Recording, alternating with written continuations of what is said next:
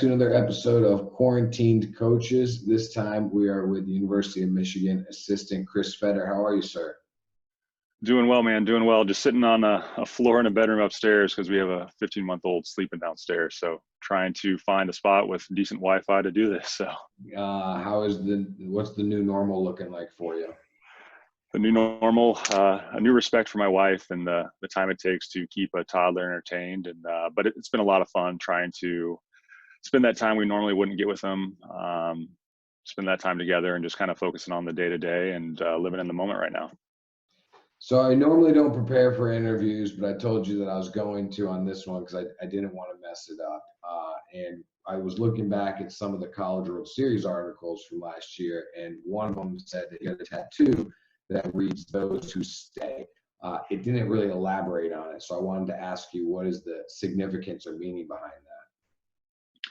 Yeah, so with that tattoo, it's kind of a Michigan rallying cry that came from back when Bo Schembechler was a coach when he came to Michigan in 1969. So he basically made this, really, really tough training camp that a lot of guys, there was a lot of attrition, guys couldn't keep up. And he put up a sign that said, "Those who stay will be champions." And something that, personally had a lot of setbacks my freshman year, had an injury, was homesick, wanted to play, and just needed to grow into my body. But, at the time thought I wanted to transfer, but fortunately stayed at Michigan. We won 3 championships in the Big Ten, won a regional championship. And it's something that now looking back, it was something that meant a lot to me, and what Michigan will provide over the next 4 years of my life. It's something very special. So it's something I got once I got to pro ball to just remind me that it's, the grass isn't always greener. It's, you've been fortunate to go to a place like Michigan, and it's something that will stick with you the rest of your life.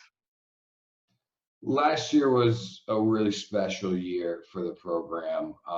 Being honest, at the beginning of the year, did you really think Omaha making it down to the College World Series final was a possibility? And, at what point in the year did you realize, we can make this happen?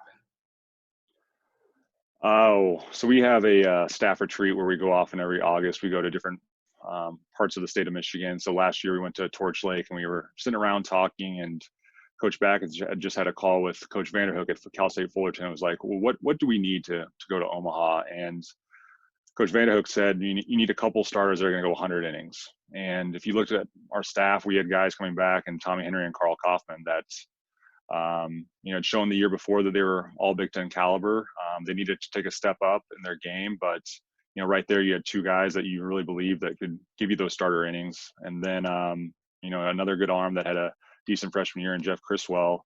And so on the mound, it was looking solid from a starting pitching standpoint. Then you look up the middle, we have a sophomore catcher who was drafted out of high school that, for whatever reason had a bunch of injuries his freshman year, but he was healthy and he was coming back, and he was Cape League All-Star before that season. At shortstop, you have a steady, just solid contributor, tough-nosed kid with Jack Blomgren. At second, we had a returning senior and K.O. Thomas. And then, in center field, we had Jesse Franklin, who's an all-world center fielder. So started putting the pieces together on the mound, and defensively looking very solid. And then, just everyone needed to take a step up. But on paper, it looked like it could be done. Now it's just, matter of when you get hot and if the pitching and defense can hold you up. But we knew on paper that we had the team that had the chance, so you just had to go get it done. So if I want to be a troll, right, I'm going to say, it's a lucky year. Michigan's not going to do that again. So what is it that you guys are doing to make sure that, that's not just 1 year, it's going to be a tradition there? Yeah, it's something that, Coach Baggins did a good job right from the start. He made sure to turn that page really quickly, but at the same time, there's a lot we can learn from that. The roles that we started off the year with don't end up being the roles at the end of the year, and it's getting guys to buy into the day-to-day process of getting that 1% better, and having a focus of, all right, at the end of the year and in the tournament, we were a loose ball club. We were having a lot of fun, but that's not what we need to do now in the fall to start off the fall. We need to get back to the discipline. We need to get back to making sure that everything's tightened up.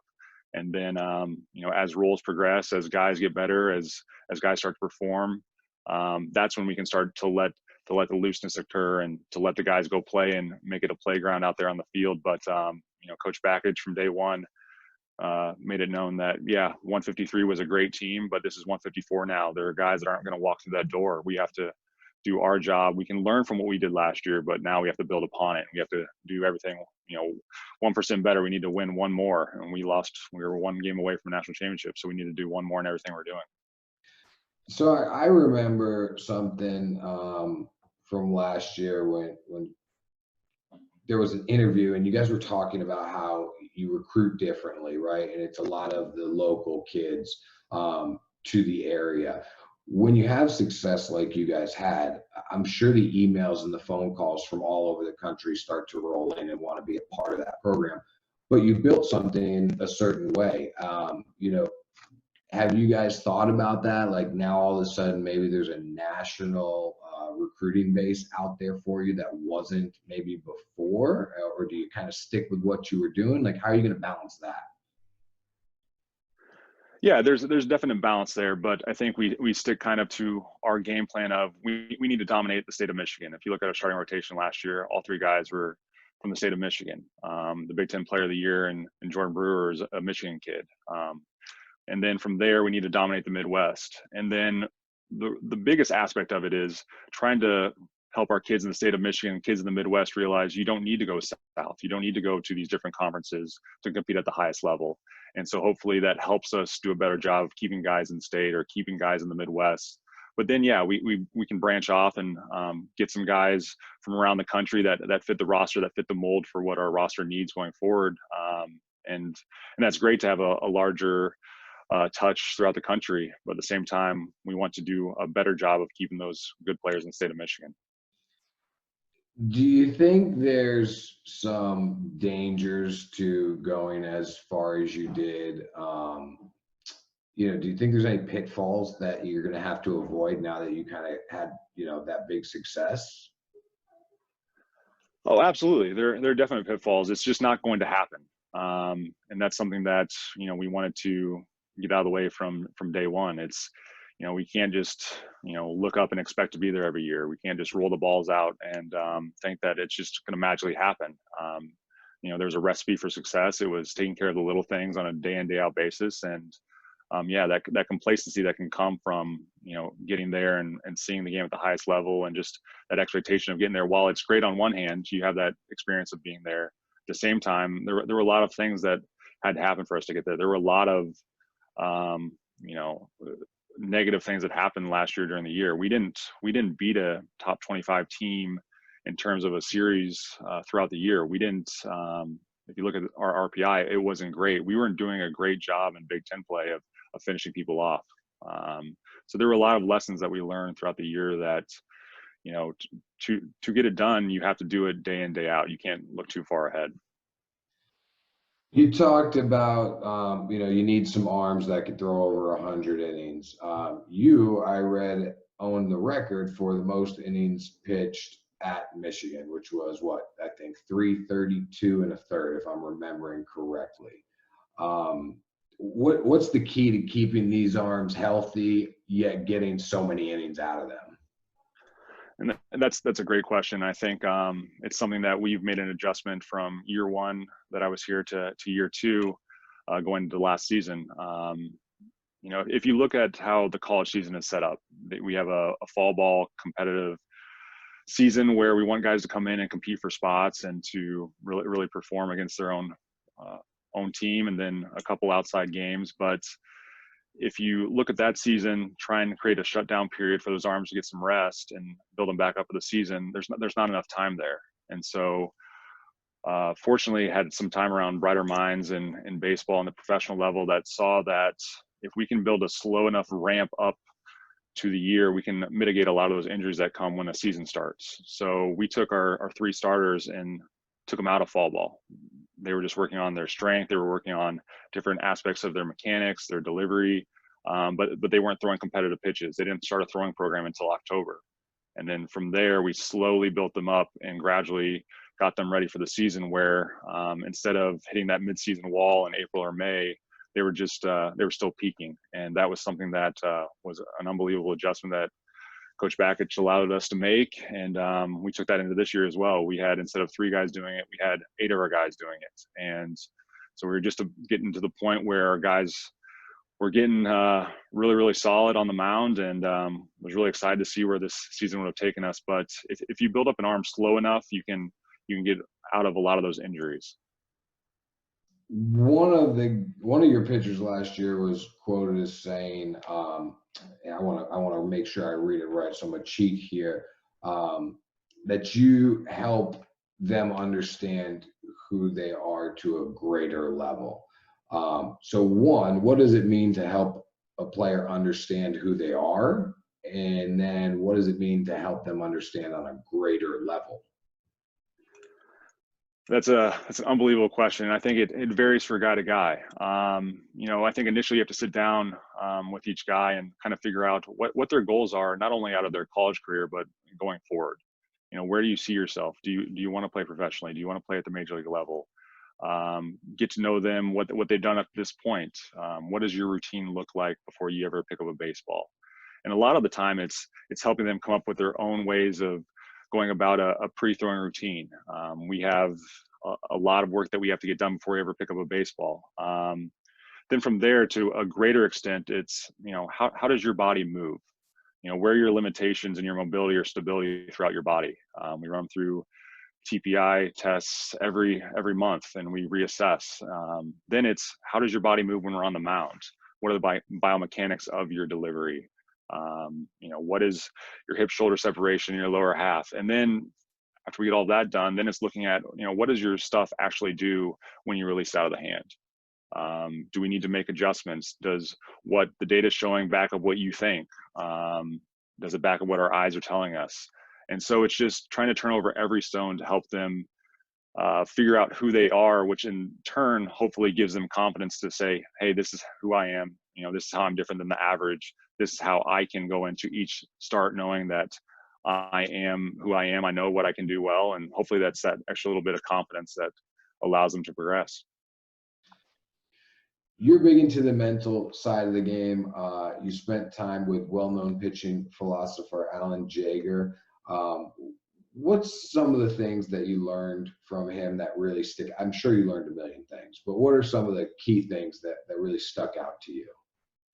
Yeah, I'll get into just 2 of them. He makes it very simple. We talk as pitching coaches. We have to be strong with the mental game. We have to be able to work pitch to pitch. And how Alan he has 2 main focuses. He wants us to practice, what we preach. And if you don't set this as a part of your practice plan, then you're doing your kids a disservice. So 10 minutes before every time we get on the field, we will go through a meditation session. And it's just a basic app called Headspace, and we go through it as a staff. And there are different, lessons on there that you can take into your training session. But just teaching guys how to understand their breath and understand when thoughts are keeping in their head, and just being able to recognize that. Then secondly, when he talks about actually executing a pitch, each guy is individually different. He breaks it down to what 3 things can you focus on to execute your best pitch. If we're just sitting here right now and you can think back to all of your other games that you ever played, when you were going right, what 3 things did you do well? And so each guy will list those off. And then he focuses on, all right, well, if there's any thoughts in your head outside of those 3 things, then you're not being able to focus. You have so much drama in your head, you're not able to execute this pitch. So he makes it very simple. And he uses the term, it's kind of like you're all in or you're all out, you're pregnant or you're not, even, is what he says. Like, so if we're focusing on anything but those 3 things, then we're not pitching to our best ability. So those are 2 of the main components that we take from what Alan teaches, and guys have really bought into the meditation aspect of it, and it's been impressive to see. How do you work with your guys on the mental side of the game, other than the meditation? Yeah, we try and put them into game-like situations on the mound as much as possible. We'll try and get them into live scenarios. We'll have batters stand in on all of our bullpens. As much as we can, we try and get them those live situations, those live looks where they have a batter standing in. There's a specific goal to their pen that day. The first 15 pitches of a pen are kind of theirs. You know, it's kind of like, you know, I've heard it said like a batter hitting off a tee, getting our body underneath us. There's certain things we want them to be able to do, execute pitches. You know, the first couple of pitches are gonna be right down the middle. Then we want to dominate the glove side portion of the plate because, you know, I've heard others say that, you know, if we can execute to our glove side with our fastball, then we are getting our release point down for our secondary offering. So then from there, we'll script it out. Maybe it's today is, you know, best 2 of 3 for different batters. We're trying to get 2 strikes before we get 2 balls in those 3 pitch sequences. Or, you know, maybe it's, you know, an execution pin where we're trying to put batters away in 2 strikes. So there are different ways we can do that. But I think for the most part, we do a good job of putting the guys in situations where they're seeing batters, they're seeing that every day, they're seeing that live stand and that live look that can replicate what happens in the game. Do you think it's possible to create mental toughness, or is it just this innate ability that it's your job as a coach to harness? Like you can see that somebody has it, so I'm going to take him and I'm going to get it out of them. Or is it something that you feel like I can actually build that or teach that? That's a great question, and if you find the answer to that, I would love to. But you know, from my standpoint, I I think certainly don't have any answers when it comes to pitching. I think you can tell the guys that come in have that innate ability, and that's hopefully who you're recruiting. But at the same time, I think, you know, some of that mental toughness comes from confidence, and you know, confidence comes from preparation, understanding that we put in the work, and at the same time, it also comes from having success out there on the mound. So yeah, I think there's some guys that where it's an innate ability, and with those guys, you want to empower them with big roles on your team. But others that need more time seasoning that, it comes from the preparation, the work, you know, the day in day out work ethic to get the job done, and then hopefully that shows up on the field, adds another little piece of confidence, and the more and more confidence we build, I think it makes a tougher pitcher. So you see a guy on the recruiting trail, and mechanically and stuff wise, it's phenomenal. It's the best you've ever seen. However, you haven't got a glimpse of mental toughness, and in all of your research, talking to his coaches, they're going to say that that's lacking. Would you still go after that kid? If their coach is saying that that's not a good part of their game, it'd be very tough for us as a staff to go after that kid. I think we as a staff never go off of a one look appearance, one start when we're recruiting a kid. We like to see guys go through 3 or 4 starts or 3 or 4 appearances or multiple at bats, you know, 20, 30 at bats at the plate. We want to see guys respond to failure. We want to see guys not have great innings and how they bounce back the next inning and come back from that. We want to see them, you know, have a tough inning and go in, and how they deal with their coach. What are they talking about? Are they talking about what they can do to get better, or are they just throwing their glove and pouting and letting it carry over into the next inning? So, you know, when it comes to showcases, those are great events for us to recognize talent, but we want to see it in game and in game action and multiple starts and multiple looks. And you know, if you prove over 3, 4, 5 starts that you're somebody that not only has the arm strength, the delivery, the arm action, but you know, responds from that failure, or you know, goes out there and just has you know, a ton of success, that's going to be somebody we're gonna look into a lot more than a guy that, you know, is pouting or blames his coaches or parents or doing some of those things that aren't as you know, what we would say mentally tough. You mentioned kids pouting, not getting along with coach, throwing the glove. Is that something where you immediately walk away and say, this isn't going to be a guy for me, or are there worse things out there for them to do? I definitely think there's probably worse things out there. We all do things in the heat of competition where we probably aren't our best selves when things aren't going right. But if you see that action prevent him from being a good teammate or cheering his batters right after he lets out that initial glove throw or that pout, if he's still sulking on the bench, or he doesn't respond well to something good that the offense does that next half inning on the field, if he's not cheering his teammates, I think those are the things we would, you know, kind of look into a little bit more than, you know, just one spur of the moment type response, if that makes sense. Definitely. I think the average baseball fan has a good idea of kind of these basic principles that make up a good pitcher, right? What's something deeper, a fundamental truth about the great ones, whether that's mental or physical. I think with the great pitchers, you see an unbelievable amount of compete in them. You see guys that are extremely confident, but they have that level of it's me versus you. If you look at like the Max Scherzers, guys that I had fortunate time to be around, and like a Walker Bueller, they have a compete mode that's just different. It's an extreme. It comes from extreme confidence in themselves, and that confidence comes from not only who they are, that innate ability, but that they put in the work to get to that level.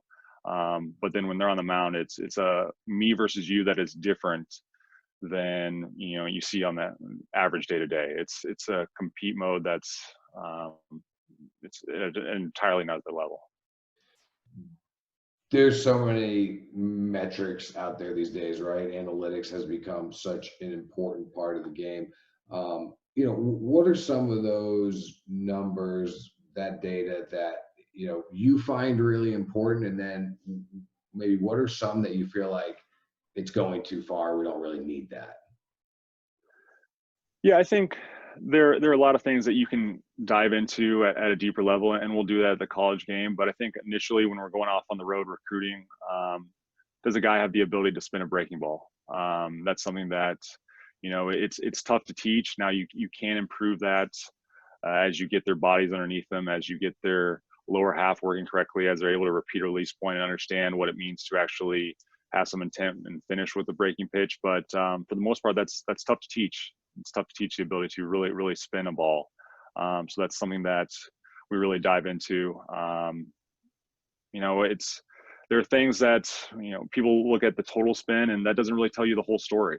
It doesn't tell you the whole story of what a pitch is actually doing. So we tend to look more towards the movement of pitches, the axis that they're throwing it on, that sort of thing, as opposed to just like the total spin when it comes to fastballs and breaking balls. What are they able to do in terms of the movement with the pitch? Are they able to repeat a release point? Are the release points similar? That sort of thing. But yeah, we can go down a massive rabbit hole with this, and we tend to do that here at Michigan once they get on campus and really dive into how we can take them to that next level. But just off the bat, going to a tournament with TrackMan on the field, the ability to spin a ball, are they athletic on the mound? Do they pass the eye test? Those are some of the things that we really look for. Your head coach, said that you're one of the brightest young minds in the game. He also had it, especially in pitching. So I don't know if he meant the hitting side of that, right? But and he said you could be successful at any level you want to be. You've already been at the pro level doing work there and playing. So why stay in the college game? I think the biggest difference I found between the college game and the pro game, and there are a lot of differences, but the fortunate part of the college game is we get to be a part of their off seasons where we're actually able to help make development happen. We're able to be there when they're trying to make adjustments, whether it be to their bodies, to their mechanics, to their pitches. The thing about professional baseball, when you come into spring training, you're competing for a spot on a team. You're competing to hopefully make the big leagues or to make that next level of team. And so yeah, there are clubs out there that are doing a good job of coaching and helping their players understand, let's look at the long-term picture, not the short-term of results. But it's hard as a player when you're going through spring training, you're getting lit up because you're making adjustments that you worked on in a bullpen that week. And you're worried about making a club. Same thing during the season. It's, everyone wants to progress to the next level, and it becomes such a results-based industry in that aspect. And so these guys make the most change in what they're doing in their off seasons, but the coaches don't get to be a part of those off seasons. The college game, we are there when we're making those adjustments, when we're trying to get guys better, in every aspect of what they're doing. And so that's the main difference for me, on top of just the relationship aspect. It's just a different level of relationship when you're with guys day in, day out, at this age group. it's something that we really value here at Michigan. We really value the human connection. We really value the development side of this game, and you just don't have those type of relationships to that level. That's interesting. I never thought of that. That's really interesting. All right. So everything I read about you says all the good and all the great, right? What are the weaknesses though? Where do you feel like I need to improve as a coach, and what are you doing to get better? Yeah, and thank you. And guys are probably blowing way too much smoke, and I'm very appreciative of all of that. But there are definite weaknesses that I as a coach need to get better at. It's whether it be from an anatomy perspective, being able to diagnose when guys are feeling pain in certain areas. Where does that come from in their deliveries? The strength and conditioning aspect of it. If you're looking at going through some of those interviews with Major League Baseball clubs, they're looking for guys to be pitching coaches that have a background in strength and conditioning, have a background in biomechanics and anatomy, have a background not only with time on the field, but the ability to communicate that to the players. So there are a lot of aspects when it comes to the anatomical structure of the body, and so trying to dive into as much of that as possible. Then the strength training, the workload management aspect of pitching that's maybe wasn't as focused. It was more so building out throwing programs and understanding what's coming out of the hand and understanding how the body moves from a lower half and that kind of perspective. But getting into the little muscles, that may be an area where we can definitely make some improvement. It sounds like you need to go back to school to learn all that, though. So he'll kill me if Rob Friedman will kill me if I don't ask. Are you a fan of Pitching Ninja? 100%. What is 100%. it? That's What is it that you like about Pitching Ninja? all of it. I love that he gives access to the various pitch grips of everybody out there. He has a whole Dropbox full of pitch grips that we can kind of go in with our guys and see, hey, this is what works for this guy. Similar kind of stuff, similar type of stature, similar hand size. Let's see if this may work. Or just all of the different videos, the work he's diving into on tunneling, but just the access to the different videos that we can share with our players. It's a unique resource, and I'm very grateful for the free content that he puts out.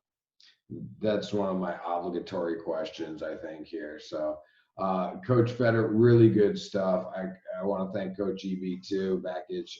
I know that it's not maybe necessarily your guys' style to get out front, but it means a lot, and you guys are obviously a program that has become a face of college baseball. And so to get you on here, get you with me, who's just some random guy, I appreciate it, man. This is great stuff. So thank you for doing this. Absolutely, it's been a pleasure, and like I said, it's a special thing that Eric has produced here at Michigan, and just fortunate to be a part of it, and hopefully keep building upon it.